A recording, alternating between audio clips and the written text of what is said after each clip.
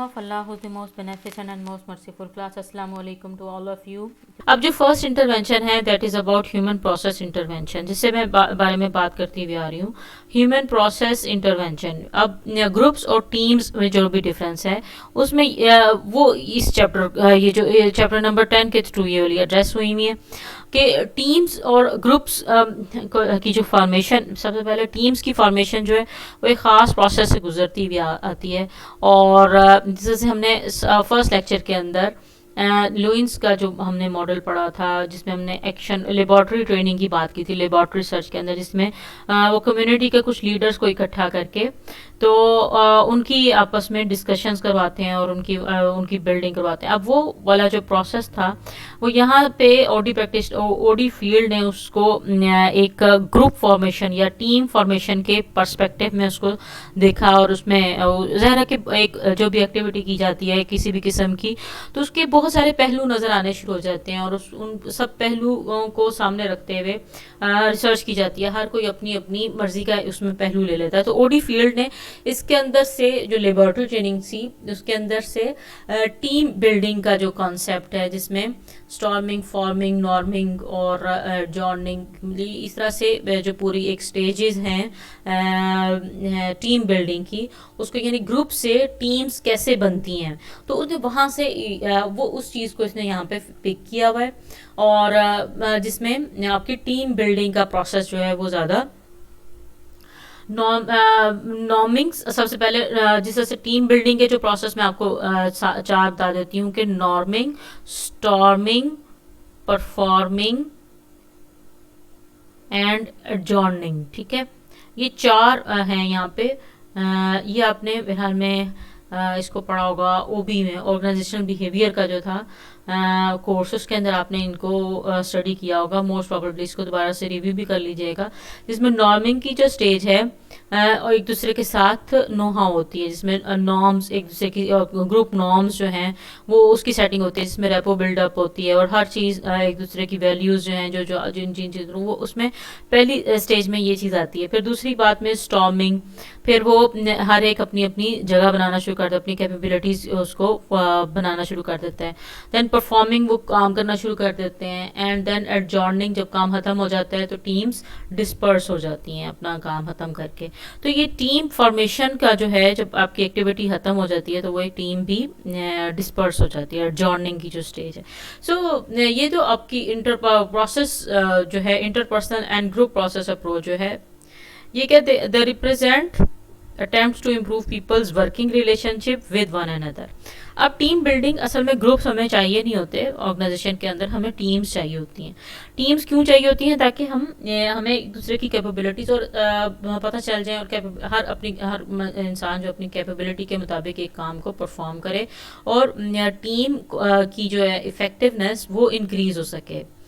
अब जो इंडिविजुअल है वो एक काम करना है, उसकी कैपेबिलिटी उसके अंदर है, और उनका जो ऑर्गेनाइजेशन का लीडर है, टीम का जो लीडर है, उन सबको, सारे मेंबर्स को साथ लेके चलता है और उनको डायरेक्ट करता है। कभी सब एक दूसरे के ऊपर इंटरडिपेंडेंट हैं एक टीम के अंदर।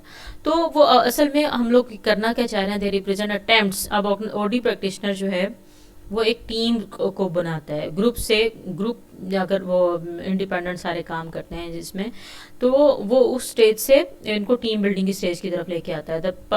दे represent attempts to improve people's working relationship with one another. अब ये इसका मोटिव क्या होता है कि एक दूसरे के साथ इन रिलेशनशिप्स को इम्प्रूव किया जा सके, इंटरपर्सनल उनके कॉन्फ्लिक्ट्स ना आए और वो अच्छे तरीके से एक दूसरे के साथ काम कर सकें। These interventions are aimed at helping members of group assess their interactions and devise more effective ways of working। अब ये इसका मोटिव है, intervention are aimed at helping members of the group, उन्हें लोगों को जो मेंबर्स हैं उनकी हेल्प करनी है। And assess their interaction and devise more effective ways of working. Process consultation सबसे पहला point, and then third party interventions and team building. ये टीम बिल्डिंग की बात हम अभी करते हुए आ रहे हैं जब से हमारा चैप्टर स्टार्ट हुआ है। अब ये प्रोसेस कंसल्टेशन और थर्ड पार्टी इंटरवेंशंस, ये क्या चीज़ें हैं? अब हमने असल में मकसद ये ग्रुप प्रोसेस जो है आपका ग्रुप प्रोसेस अप्रोचेस जो हैं इस ग्रुप को प्रोसेस करते हुए ये जो अप्रोचेस हैं ये आपने एक टीम बिल्डअप करनी है। प्रोसेस कंसल्टेशन ये क्या चीज़ है? The general framework of carrying out helping relationships. अब अपने जनरल फ्रेमवर्क के कब ये भी बात कर रहा है प्रोसेस कंसल्टेशन में carrying out and helping relationships, एक दूसरे के साथ रिलेशनशिप्स जो है वो लोग स्ट्रॉन्ग करें और एक दूसरे के साथ अच्छे तरीके से काम कर सकें। तो ये एक जनरल फ्रेमवर्क जो है प्रोसेस कंसल्टेशन की जो स्टेप है ये आपका जनरली इस चीज़ को हाईलाइट करता है। Then process consultant works to help managers employees and groups assess and improve human processes such as communication, interpersonal relations, decision making and task performance. अब प्रोसेस कंसल्टेंट जो है ये भी ओडी प्रैक्टिशनर ही है। Help managers employees and group assess and improve human process such as communication, उनकी आपस की कम्युनिकेशन अच्छी हो जाए, इंटरपर्सनल रिलेशंस, डिसीजन मेकिंग और टास्क परफॉर्मेंस, जो भी आप टास्क परफॉर्म कर रहे हो वो अच्छा हो सके। शीन अब इधर एक बड़े अच्छे रिसर्चर रहे हैं, उनका आर्गूमेंट के मुताबिक argues that effective consultants and managers should be good helpers, aiding others in getting things done and achieving the goals they have set. लेकिन एक आपको एक हेल्पर के तौर पे टीम लीडर जो है, जो आपका डिपार्टमेंट हेड है, वो हेल्पर के तौर पे होना चाहिए, नॉट ए डायरेक्टर। आपको डायरेक्ट कर रहा है और काम कुछ नहीं कर रहा, ऐसा नहीं होना चाहिए। बल्कि क्या कर रहा है, आपका हेल्पर है। आपको कहीं पे प्रॉब्लम आती है, कुछ भी होता है, तो आपके वहाँ पे वो हेल्प कर रहा होता है और वो दूसरे लोगों को एड करने की, मतलब कि दूसरे अगर कहीं पे भी किसी को प्रॉब्लम हो आ रही है, वहीं पे वो उसको सॉर्ट आउट करके उसकी प्रॉब्लम को सॉल्व करता है। Process consultant is an approach to helping people and group help themselves. अब वो ये जो अप्रोच है इसके अंदर आप जो ये प्रोसेस कंसल्टेंट है पीसी, जिसको हम लोग बोल रहे हैं पीसी, इज एन अप्रोच, ऐसी अप्रोच है to help people and groups help, ऐसी अप्रोच जिसमें ग्रुप आप खुद बहुत अच्छा परफॉर्म करना शुरू करते हैं। तो ये उसकी तरफ ये एफर्ट है प्रोसेस कंसल्टेशन। अब जो शीन है यहाँ पे हम बात करते हुए आ रहे हैं, इनके 10 पॉइंट्स हैं कुछ कि वो अच्छे प्रोसेस कंसल्टेंट या एक्शंस कैसे परफॉर्म किए जा सकते हैं। वो कहते हैं फर्स्ट बात ये अब शीन प्रपोजेस 10 प्रिंसिपल्स हैं उनके to guide the process consultant's actions. ठीक है, always try to be helpful. सबसे पहली बात, आपने लोगों के लिए मुश्किलात नहीं क्रिएट करनी और उनके लिए हेल्पफुल। आपके चेंज मैनेजमेंट एजेंट्स है ना, जैसे आप ओडी प्रैक्टिशनर हो और आप इस वक्त क्या कर रहे हो, प्रोसेस कंसल्टेंट में हो, तो उसमें उसको क्या होना चाहिए, हमेशा हेल्पफुल होना चाहिए, नॉट अ डायरेक्टिव होना चाहिए, ऐसा नहीं होना चाहिए। Always stay in touch with the current reality.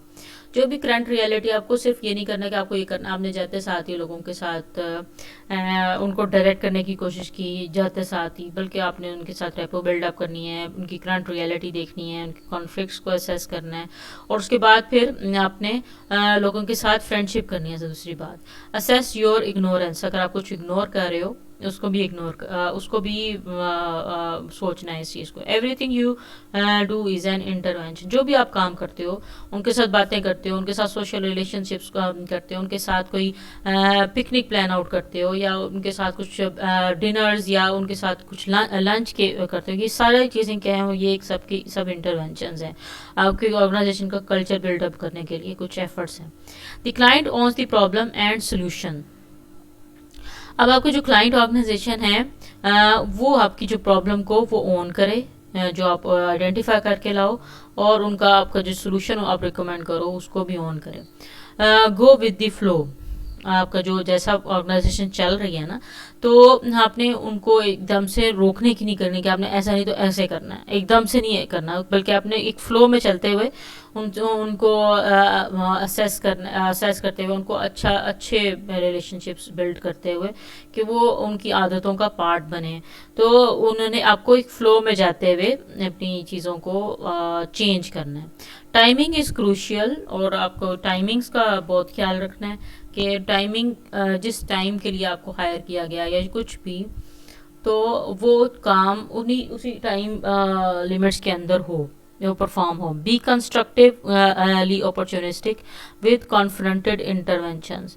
आपने जो भी जिस चीज़ के अंदर, जिस डिपार्टमेंट के अंदर भी इंटरवीन करना है, उसको कंस्ट्रक्टिवली बिल्डअप करने की करो, और आपकी अपॉर्चुनिटी उसमें देखनी है कि कितनी है, कि ये इम्प्रूव की जा सकती है according to the external environment या कुछ भी. और everything is information, errors will always occur and are the prime sources for learning. अब जो भी एरर्स आते हैं ना, आपके पास इंफॉर्मेशन आती है, आपको लगता है कि ये प्रॉब्लम नहीं है बल्कि वह प्रॉब्लम का ये पार्ट है, तो आपने उन सब चीज़ों को भी अपने लिए उन एरर्स को भी रिमूव करना है, और दूसरी बात अपने लिए एक लर्निंग का एलिमेंट उसको बनाना है. Then man in doubt share the problem. जब भी आपको कोई मुश्किल हो, कि आपने लोगों के साथ इस चीज़ को शेयर कर लेना है. सो ग्रुप प्रोसेस जो है, how organization members interact with each other. Such social processes directly and indirectly affect how work is accomplished. And when group process promotes effective interactions, groups are likely to perform task successfully. जब जैसी अच्छे interaction होना शुरू हो जाएंगी organisation के members के साथ, तो वो वहीं पे ही अच्छा जो ग्रुप है आपका, वो अच्छा सक्सेसफुली परफॉर्म करना शुरू कर देगा. जब जैसे कम्युनिकेशन और इंटरेक्शन आपकी अच्छी होती हैं. ग्रुप प्रोसेस इंक्लूड्स कम्युनिकेशंस, ठीक है, और functional roles of group members, group problem solving and decision making, group norms and the use of leadership and authority. ये ग्रुप प्रोसेस जो है आपका, ये इन चीज़ों को करता है कि ग्रुप प्रोसेस क्या क्या है. कम्युनिकेशन है, एक दूसरे के ग्रुप मेंबर्स के आपस में उनके कॉन्फ्लिक्ट्स ना आए. The conventional roles of group members, ठीक है, ये प्रॉब्लम सॉल्विंग और डिसीजन मेकिंग आपकी एक अच्छे तरीके से हो सके. जब तक फ्रेंडशिप नहीं होगी लोगों की आपस में, लोग एक दूसरे के साथ अच्छे तरीके से काम करना पसंद नहीं करेंगे. सो इंटरडिपेंडेंस उनके अंदर पैदा करना, और एक दूसरे की इम्पोर्टेंस का ध्यान करना, और फिर एक दूसरे उनके अंदर रिस्पॉन्सिबिलिटी का एलिमेंट एंटर करवाना, ये सारी जो है वो ग्रुप प्रोसेस का पार्ट है. ठीक है. अब जो है टीम बिल्डिंग, ये जो टीम बिल्डिंग है, जैसे हम पहले ओबी में भी हम लोग ये पढ़ते हुए आ रहे हैं, इनकी कुछ स्टेजेस हैं टीम बिल्डिंग की, जो हमने पहले लेक्चर में थोड़ी देर पहले डिस्कस किया था. तो प्लान्ड एक्टिविटीज़ हैं, बिल्डिंग क्या है, planned activity that help group improve the way they accomplish task, help members enhance their interpersonal and problem solving skills and increase team performance. और हमने ओवरऑल क्या करना है, उनकी टीम की परफॉर्मेंस को इम्प्रूव करना है. It can help problem solving groups make maximum use of members resources and contributions, and it can help members develop a high level of motivation to implement group decisions. Okay, team building also can help groups overcome specific problems such as, अब जिस से जो team building का जो process है, अगर groups में लोग अपने इंडिपेंडेंट काम करते रहेंगे तो उसके काफ़ी ज़्यादा फ्लॉज होते हैं, और उसमें लोग एक दूसरे के साथ कम्युनिकेशन को करना भी, और लेग पुलिंग की बहुत ज़्यादा आ जाती हैं बातें, फिर एक दूसरे के साथ जेलसी के बहुत एलिमेंट्स आते हैं, फिर फेवरेटिज्म बहुत ज़्यादा आ जाता है ग्रुप्स के अंदर, जबकि इन चीज़ों को रिमूव करना है. और दूसरी बात, और स्पेसिफिक प्रॉब्लम्स, कौन सी प्रॉब्लम्स को टीम बिल्डिंग और होगी ऑर्गेनाइजेशंस के अंदर, तो वो ग्रुप्स की कौन कौन सी प्रॉब्लम्स को सॉल्व किया जा सकता है. जैसे laziness and general lack of member interest, लोगों का इंटरेस्ट जैसे लूज कर जाता है के साथ साथ काम करते हुए, एक ही तरह के काम को करते हुए, तो वो लेजीनेस उनके अंदर आ जाती है, और general lack of member interest वो ठीक होना शुरू हो जाएगा. लॉस ऑफ प्रोडक्टिविटी, जिस तरह से उनकी प्रोडक्टिविटी इंप्रूव होना शुरू हो जाएगी. Increasing complaints with in the group, और जो अगर ग्रुप के अंदर बहुत ज़्यादा कंप्लेंट्स आ रही थी तो वो भी रिमूव होना शुरू, कम होना शुरू हो जाएंगी. कन्फ्यूजन अबाउट द असाइनमेंट्स, किसी भी किस्म की कन्फ्यूजन्स हैं असाइनमेंट्स के बारे में, तो वो भी आपकी इम्प्रूव होना शुरू हो जाएंगी. लो पार्टिसिपेशन इन मीटिंग, आप लोग अब पार्टिसिपेट नहीं करते, आपका इंटरेस्ट नहीं लेते ऑर्गेनाइजेशन एक्टिविटीज़ में, कि तो वो भी पार्टिसिपेट उनका वो करना शुरू हो जाएंगे जब उनको आप टीम का पार्ट बनाएंगे. Lack of innovation and initiation, और उनके अंदर फिर जब आप उनको इनकरेज करेंगे, उनको अपनी डिसीजन मेकिंग में पार्टिसिपेट करवाएंगे, तो उनके अंदर इनोवेशन आना शुरू हो जाएंगी, और वो इनिशिएटिव भी लेना शुरू कर देंगे, ऑर्गेनाइजेशन के कामों में वो पार्टिसिपेट करना शुरू कर देंगे. Increase increasing complaints from those outside the group about the quality. ठीक है, अब अगर ये वाली जैसे ये हम प्रॉब्लम असल में डिस्कस कर रहे हैं, और इनका ये सोल्यूशन बनाती है कौन बनाती है, टीम बिल्डिंग उनका सोल्यूशन लेके आती है कि जब हम टीम्स को बनाते हैं तो ग्रुप्स के अंदर जो ऑलरेडी एग्जिस्टिंग प्रॉब्लम्स होती हैं वो ये प्रॉब्लम्स होती हैं। और टाइमलीनेस, आपका जो हर काम टाइम पे होना शुरू हो जाता है। Effectiveness of service and products, और आपकी प्रोडक्ट के अंदर उसकी इफेक्टिवनेस भी इंक्रीज होना शुरू हो जाती है। हॉस्टिलिटी और कॉन्फ्लिक्ट्स अमंग मेंबर्स, और एक दूसरे के जो कॉन्फ्लिक्ट्स हैं वो भी रिमूव होना शुरू हो जाते हैं। ये सारे जो प्रॉब्लम्स हैं जो ग्रुप्स के अंदर मोस्टली जो हैं वो होते हैं। और टीम बिल्डिंग का जो प्रोसेस है, और टीम बिल्डिंग टीम्स अगर आप ऑर्गेनाइजेशन के अंदर डाल देंगे या प्रोड्यूस करना शुरू कर देंगे तो फिर उनकी ये वाली काफ़ी हद तक प्रॉब्लम्स इम्प्रूव हो जाती हैं। सो ये अभी तक ये ह्यूमन प्रोसेस इंटरवेंशन था। इसको आपने अपनी बुक से भी स्टडी करना है, तो अभी तक लेक्चर इधर तक ही है। तो स्टूडेंट्स, एक बड़ी अच्छी स्टोरी टीम से रिलेटेड जो टीम कोहेसिवनेस को शो करती है, तो इसके बारे में हम लोग देखते हैं। आप लोगों ने हेयर एंड टॉर्टाइज की स्टोरी बचपन में ज़रूर सुनी होगी। इसका नया वर्जन हम लोग देखते हैं। Let's have a look on the story.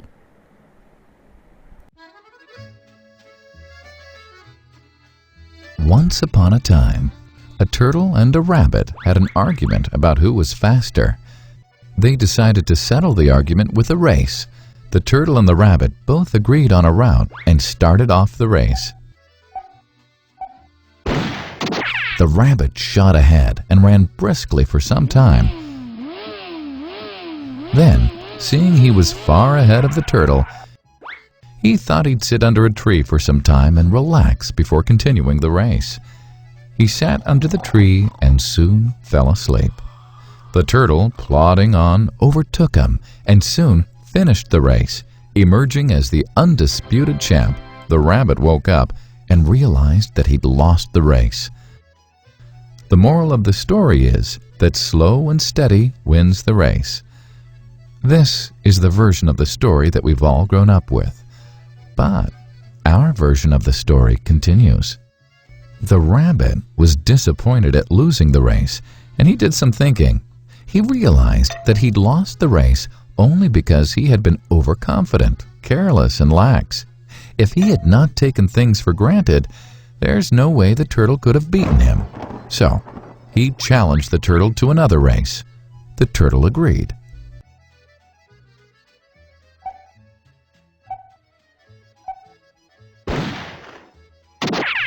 This time, the rabbit went all out and ran without stopping from start to finish. He won by several miles. The moral of the story? Fast and consistent will always beat the slow and steady. It's good to be slow and steady, but it's better to be fast and reliable. But the story doesn't end here. The turtle did some thinking this time and realized that there's no way he can beat the rabbit in a race the way it was currently formatted. He thought for a while and then challenged the rabbit to another race, but on a slightly different route. The rabbit agreed. The turtle and rabbit started off. In keeping with his self-made commitment to be consistently fast, the rabbit took off and ran at top speed until he came to a broad river. The finishing line was a couple of kilometers on the other side of the river. The rabbit sat there, wondering what to do. In the meantime, the turtle trundled along, got into the river, swam to the opposite bank, continued walking, and finished the race. The moral of the story? First, identify your core competency, and then change the playing field to suit your core competency.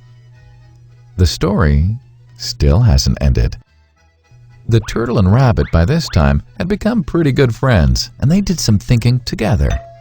Both realized that the last race could have been run much better. So, the turtle and rabbit decided to do the last race again, but to run as a team this time. They started off, and this time the rabbit carried the turtle till the riverbank. There, the turtle took over and swam across with the rabbit on his back. On the opposite bank, the rabbit again carried the turtle, and they reached the finishing line together. Both the turtle and rabbit felt a greater sense of satisfaction than they'd felt earlier. The moral of the story?